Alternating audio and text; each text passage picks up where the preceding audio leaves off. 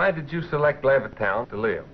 We were looking for a place to buy a home. We looked at Levittown, and we liked the homes here. We liked the advantages that Levittown seemed to offer in comparison to other cities. Do you think a Negro family moving here will affect the community as a whole? Definitely. In what way? I think that, well, the property values will immediately go down if they are allowed to move in here in any number. I think their aim is mixed marriages and becoming equal with the whites. So I figured that the first question to kind of start out with is to talk about what is institutionalized discrimination. Basically, what we're talking about when we talk about institutionalization are racialized practices that are built into the social structure of a society, like the United States. They're not dependent on any one individual's prejudice. It's built into the way things work, into how society is organized. As was common in the South in Jim Crow, everybody knew the rules of racial etiquette and who outranked who in any kind of encounter. And it didn't need to be enforced through laws, although it was rooted ultimately in laws. So the Constitution of the United States was thoroughly racialized from top to bottom to allow the institution of chattel slavery not only to exist for that time, but they built in protections so that it would be almost impossible to overturn through constitutional means. And of course, slavery was overturned by the 13th, 14th, and 15th Amendments to the Constitution, but it wasn't exactly a constitutional process. It was the result of a civil war in which the Union troops ended up occupying the South and forcing the amendments through. And then, of course, Reconstruction happened, and there was movement forward in the South and elsewhere. But that came to an end in the 1876 elections, which were pretty much a draw. And as part of the compromise, Rutherford B. Hayes, the Republican candidate, agreed to pull troops, Union troops, out of the South in return for becoming president of the United States, and Democrats supported him. And he did that in 1877, pulled the troops out of the South, and the South began to construct this new system called Jim Crow, which basically put into the legal structure, into the formal legal structure of Southern society, the precept of Black inferiority. The basic precept is that in any encounter between a white person and a Black person, the lowest ranking white person outranks the highest ranking Black person. So, PhD educated African-American would be outranked by a poor white person with low education. And this was institutionalized throughout Southern life. This didn't mean that race wasn't institutionalized in the North.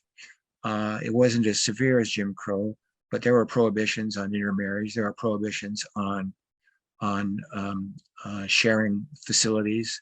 There was legalized separation in many venues. These slowly got jettisoned over time. Well, what really made the big difference was the great Black migration out of the South and into the North. It sparked a racialized reaction in which the small indigenous Black communities that had been there before Reconstruction, which were better educated, lighter skinned, and more integrated into American society, were eclipsed by the massive arrival of these people from the South, most of whom were sharecroppers with very limited education, and stood out not only for their race, but for their demeanor and lack of education compared to everyone in the North. And so harder and harder color lines formed in American cities, and sterner measures were taken to keep Blacks out of white neighborhoods and to separate the races, not by law initially. The initial means were informal, with neighborhood associations trying to block Black entry. The real estate industry invented deed restrictions, which were clauses put into actual property deeds that say the property could not be rented or sold or exchanged to a Black person. This helped stem the tide a bit of Black migration into white neighborhoods, but it didn't prove very effective because it was just one property at a time. And so they began to develop a new technique called restrictive covenants, where there would be a contract that would put before the property owners in a certain neighborhood or a certain residential area. And once a majority of the property owners signed the contract, it would become binding in civil court, and you could sue a person for violation of the contract. And the contract basically said that we, the property owners in this specific geographic area, agree collectively not to rent or sell to Black Americans. And restrictive covenants began to be used. But after the onset of the First World War, when Black migration really accelerated into the North, when immigrants were basically, the war cut off immigration from Europe, and the war industries were booming, and they began to recruit Black workers. And the numbers of people entering from the South accelerated.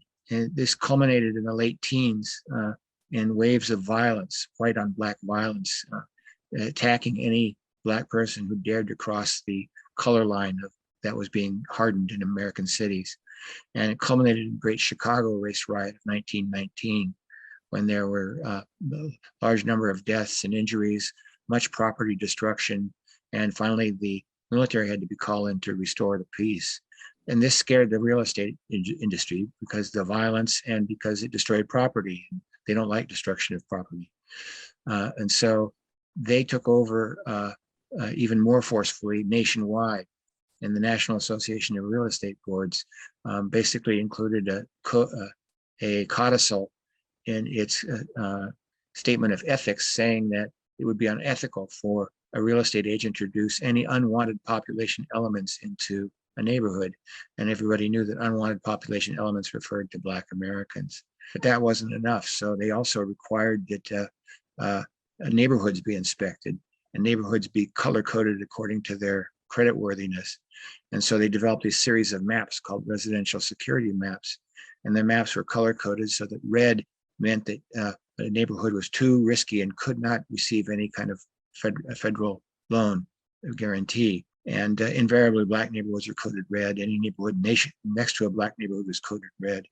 And basically, this prevented anybody from refinancing a loan in a Black neighborhood. This built race into the American housing markets in a big way. Not so much during the Depression, because not much new housing was built during the Depression, but really after the end of the Second World War in 1945, when white Americans had been trapped in center cities for a long time with no housing being built. The densities are going way up. African Americans poured in during the Depression years and during the war years. Densities really built up in Black neighborhoods, and there was this kind of bubble ready to burst. So basically, between 1950 and 1970, white people in central cities, these were mostly the children of immigrants that came in during the early part of the century, Italians, Poles, Jews, and so on. They got government subsidized loans on very favorable terms that allowed them to buy new homes. Now, where were the new homes going to be built? Not in the dense central cities, they're built in the suburbs. And in fact, the regulations required that FHA and VA loans go to single-family homes on large lots, and prohibited any lending to attached buildings once again, into twins, to row houses, to anything with a business inside. So it cut off central city housing from coverage by the FHA, basically channeling all the housing demand to the rapidly booming suburbs, and leaving the older homes in the central city behind. And this was initially a boon for African Americans because they had such a scarcity of housing. And as the whites departed, they of course moved in, and the real estate industry managed the transition. They would pick when a neighborhood was needed to be flipped from white to Black. Then they would take some people moving in from the South and then put them in a home in the whited area.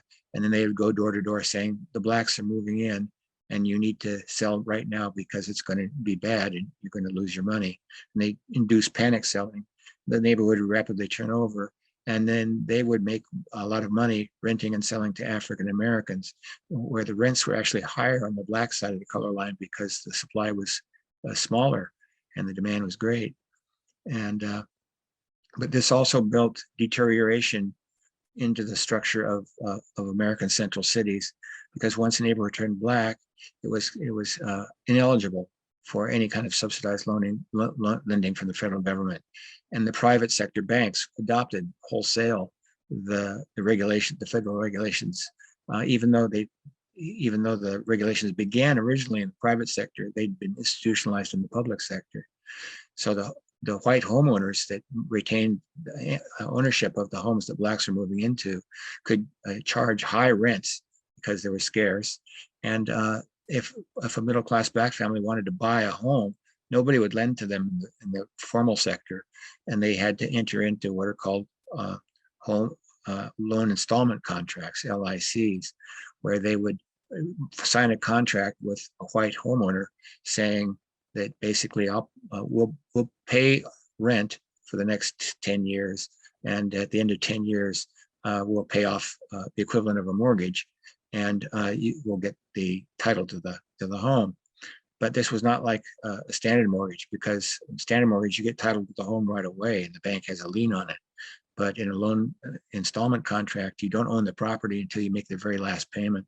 So it's a very precarious way for blacks to attain homeownership, and it really pushed homeownership down. And this really determined the character of urbanism in the late 20th century United States. And it was all built into federal policy going back to the 1930s. And it was beyond anyone's individual control. It was part of the structure of the system. And of course, whites were oblivious to this. They were getting FHA loans, moving to the suburbs, and wondering why their old neighborhoods were going downhill. Well, it must be because black people don't know how to take care of property. They're irresponsible. They don't have jobs. They're shiftless, whatever. But it was really built into the system, and it was done in spite of the willingness of African Americans to pay for housing and to buy housing and to rent housing. It was built into the structure of the system, designed explicitly to deny them access to these sources of wealth and well-being. And as the cities like Chicago and New York and Cleveland and Philadelphia, Detroit the central cities became blacker, of course, they started to deteriorate more rapidly because of these policies. And then the white mayors were very upset that their cities were going downhill, and they would turn to the federal government for help. And so now the federal government was called in to stop the spread of the black ghettos that they'd originally created in the first place. And this is where urban renewal public housing came in. So whenever a white district was threatened, the city would put together an urban renewal authority and gain access to the land through eminent domain and take over a black neighborhood, evict the black residents, and devote it to other uses, either institutional or higher end housing that blacks couldn't afford. The housing administration had what's called a 1-for-1 rule, which required that for every unit of housing you tear down, you have to come up with a new one unit to put people into. And so this is where public housing came in. When you tore down a black neighborhood to prevent it from encroaching on white districts where there were sunk interests that whites didn't want to abandon, then you had to come up with housing for all those black people you deposed and displaced. And so you had to go to another black neighborhood and tear it down. And now you had to house two black neighborhoods with the people in the same space. And this led to the construction of these high-rise, high-density housing projects that popped up throughout cities, particularly in the Northeast and Midwest. It didn't change the level of segregation that much, but what it did was dramatically increase the concentration of poverty, which African Americans experienced, because the old black neighborhoods were mixed with respect to race and class. But if you have a project that's only for poor people and you have it at a very high density, then you really concentrate poverty and you concentrate anything that's associated with poverty. So it created very unstable social environments where everybody was poor, even if the incidence of crime and drug abuse and so on were small, because the population was so dense. It created a very unhealthy social environment and helped to contribute to the decline of black welfare over time. So I want to spend just a little bit of time talking about solutions, and not necessarily coming up with solutions, right, to these kind of very gigantic problems. But as we begin to think about solutions, I wanted to ask you, what strengths does the Southeastern Pennsylvania have, or does the Northeast region of the United States have, that we can kind of leverage or combat discrimination and segregation? Well, it's actually, in many ways, it's harder in the Northeast and Midwest because the housing stock is older. And places with newer housing stock that were built after the civil rights era tend to be less segregated. And these are the places where segregation outside the South was really born and developed. And they're also more densely settled. More densely settled places tend to be more segregated. So in some ways, it's harder. New Jersey, across the river from Pennsylvania, has something called the Mount Laurel Doctrine, where the New Jersey Supreme Court decided that under the New Jersey Constitution, municipalities could not write zoning regulations that prohibited the construction of affordable housing, and that in fact each municipality had an obligation to provide for its fair share of the need for affordable housing. And that's provided a lever to promote both class and racial integration. In a dynamic market economy, you have to move to take advantage of opportunities. And for African Americans, the ability to move to where the opportunities are has always been quite limited. And that's been a big problem, cutting off the lower ends of a ladder of upward mobility for a lot of people. What policies, if any, do you think could help to implement locally, or we could implement locally or nationally to improve fair housing enforcement? Well, the main methods that are used, the main technique is really doing housing testing, doing audit studies to determine where discrimination is occurring. And then you can use it for two purposes. One, for information, just to find out where discrimination is occurring and making people aware of it, and problematizing discrimination as a social issue. But you can also use it as an enforcement tool to identify who the big discriminators are, and then taking them to civil court to get a remedy for the discrimination and to get damages for the discrimination. Those are cumbersome processes that take time. It's a tough political problem, and it's responsible for a lot of the dysfunction in America today. I know you talked a little bit about how you were working with the public sector, how you were working with government to establish or finding ways to establish policies to enforce fair housing. But I want to know if you could talk maybe a little bit more about how researchers can collaborate with private and public entities to address discrimination and segregation. Well, researchers have been doing it all along, and they're still doing it. There's a lot of work going on using housing audits in very new and creative ways on the internet. I did one audit study in Philadelphia when I was teaching at Penn, where I taught a course in research methods, and I had interracial class of students, right? Because you put up a course on methods for measuring discrimination, you get an interracial class of students. And so I had a class of students who spoke both Black English vernacular and standard kind of middle class American English. And I did an audit study where we had them call and go through a script and inquire about the availability of rental properties in the Philadelphia housing market from the Philadelphia Inquirer. And the big difference was when you speak with a Black accent or a standard American English accent, and found high levels of discrimination just on the basis of linguistic profiling. So there are opportunities for researchers to fill in a lot of the gaps, explain how this is all happening, and design programs to combat the discrimination. But ultimately the problem is a political one, and you need a political will to really move forward to enforce these things. On the bright side, it's better than it used to be in some senses, because during the first half of the 20th century, up through 1970, everywhere African Americans were segregated. And it didn't matter where. In the latter half of the 20th century, there were declines in segregation. The problem was the declines are very uneven. So the declines occur in a certain profile of metropolitan areas. It occurs in metropolitan areas that where there is not a lot of restrictive density zoning in suburbs. It occurs in metropolitan areas with lower levels of prejudice and discrimination, as you might expect. It occurs in metropolitan areas where African Americans are more affluent. It occurs in neighborhoods in metropolitan areas where African Americans are smaller in number. And this kind of makes sense if you look at American public opinion data. If you look at public opinion data for whites in the early 1960s, majorities of whites believed in segregation as a matter of principle. They thought African Americans should be segregated at the back of the bus, not have access to jobs, and be segregated in housing. That's what they believed as a matter of principle. But over the course of the civil rights era, that belief fell away, and the number of people who said that they believed in segregation in principle fell down to single digits.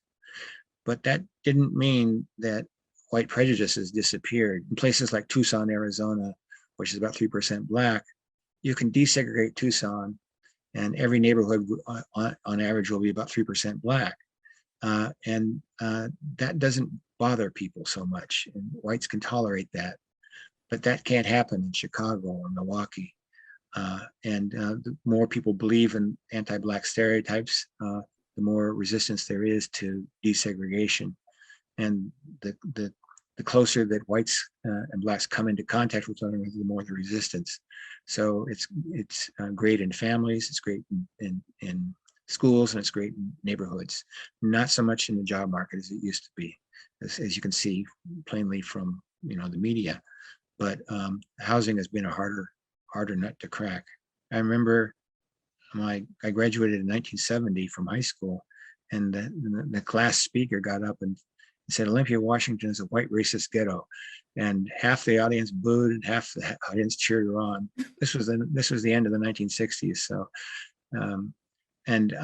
in my senior year in high school, I read the autobiography of Malcolm X in my civics class. It really opened my eyes at an early age. Yeah, and I feel like more and more people are kind of having this reckoning, right, where they're kind of seeing and understanding these systemic causes to segregation and discrimination. I think the fact that every person now has a video camera fully capable of documenting in living color things that happen around them, it's made a huge difference, because it revealed the brutality that Black males in particular routinely experience for driving while Black, for walking while Black, while doing anything while Black. And it's not simply an inconvenience, it's lethal, and it's willful.